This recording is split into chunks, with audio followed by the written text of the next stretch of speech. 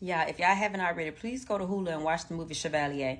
Let me tell y'all, I had never even heard of Joseph Bologne before I even watched this story. It is the untold story of a master composer, a violinist, a champion fencer, it's a badass black man that we had never even heard of before.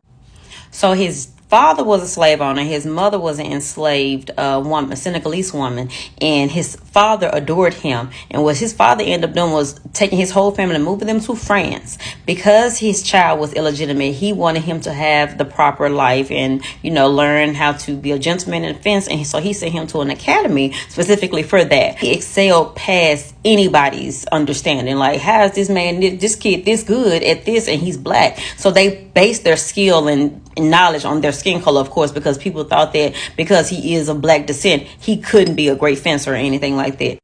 But he did, because at age 17, he was known as one of the best swordsmen in Europe.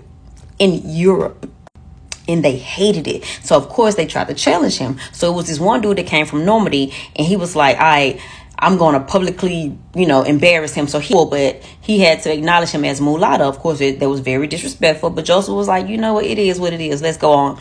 Needless to say, Joseph tore him up. He got titled, Chevalier by Queen Marie Antoinette. And she took a liking to him, too. They became close. They became real close. A lot of people think that they had a little bit more intimate relationship with one another.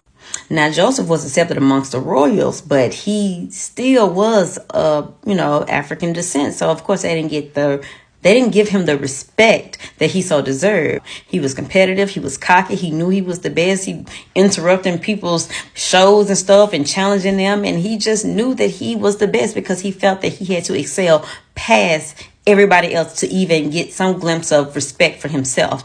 And when I tell you he did it, y'all got to watch that movie. And by 21, he was one of the Europe's most finest swordsmen. And then he hit him with that okie doke, like, boom, I can also play the violin. So back then, 1776, he was supposed to be the next conductor of the opera, but they basically was like, nah, we can't have you representing us. You a black man. He was already pissed off about that. And then he done actually had a love affair with what was her name? Marie Antoinette, Marie Josephine. And she was an opera singer, but her husband didn't want her to sing. And Joseph wanted her to be a part of his little, play or whatever.